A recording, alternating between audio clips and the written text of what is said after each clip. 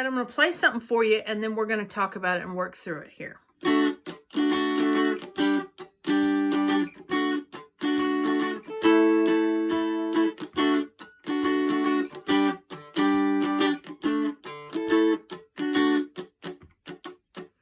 So you can hear there that I'm muting the strings,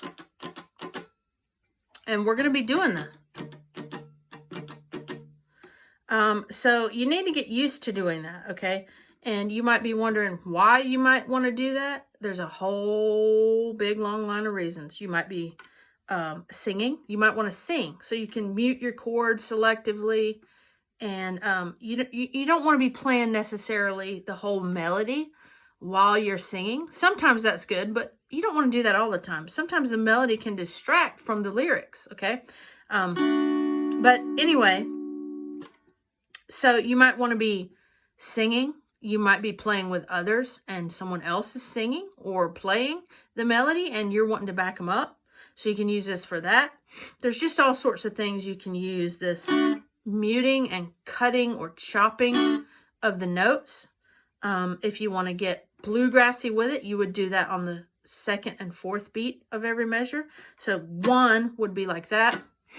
So your one beat would be a mute, and then your two beat would be a quick. Same with your four beat. 1, 2, 3, 4. That's more of a chop sort of thing. But what we're doing here is we're just taking our 1, 4, 5 progression, our D, our G, and our A, and we're just working through our little muting selectively.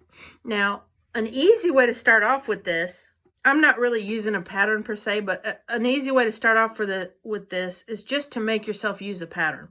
So what we're going to do here is we'll just use our down, down, up, down, down as our pattern, okay?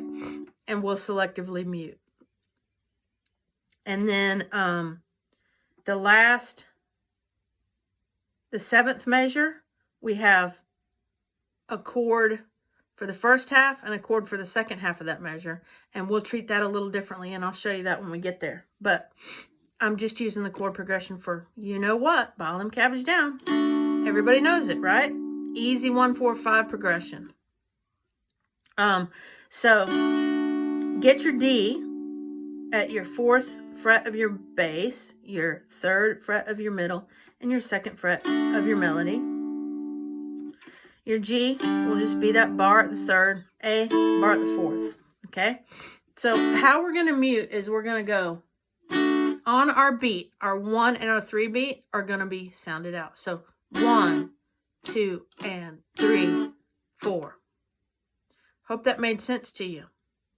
Remember, our progression is down, down, up, down, down, or 1, 2, and 3, 4.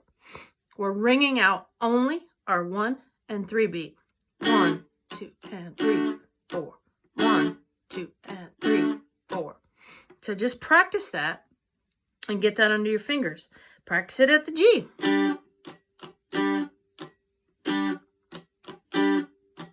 Practice it at the A.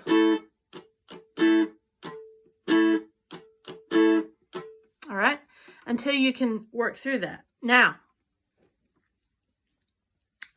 what we'll do is we'll just go through our progression, and that I'll put up the chord chart so you can see. So when we get to the end there, we're playing a half measure of D, a half measure of A, and then a full measure of D again. So we'll just do the last 2 measures of the song. So our count will be just 1, 2, 3, 4, with our 1 being rung out and our 2 being muted and our 3 being rung out and our 4 muted, all right, on the A. So it will be like this: 1, 2, 3, 4, and then back to our D. Let's do that again. Looking at that last 2 measures there. Okay, here we go. 1, 2, ready, go. 1, 2, 3, 4. 1, 2, and 3, 4. All right, so that's how that is played. All right, so let's play through the whole thing. If you need to stop and work this into your hands, do it. Then come back and practice with us. We're going to go through it 2 times here slowly, and I'll count you in. Here we go, 2 times slowly. 1, 2, and 3, 4.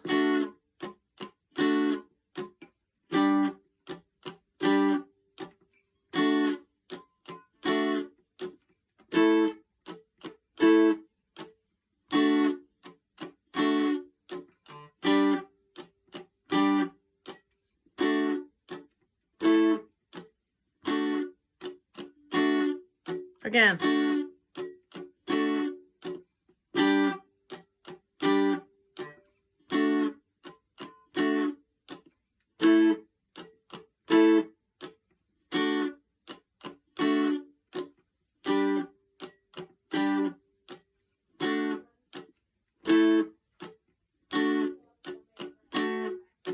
All right, practice it. Work it into your fingers.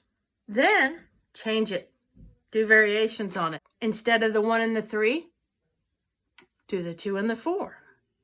Do the ands. Do different things. Just switch it on up. Have a good time with it until you can get relaxed enough to just...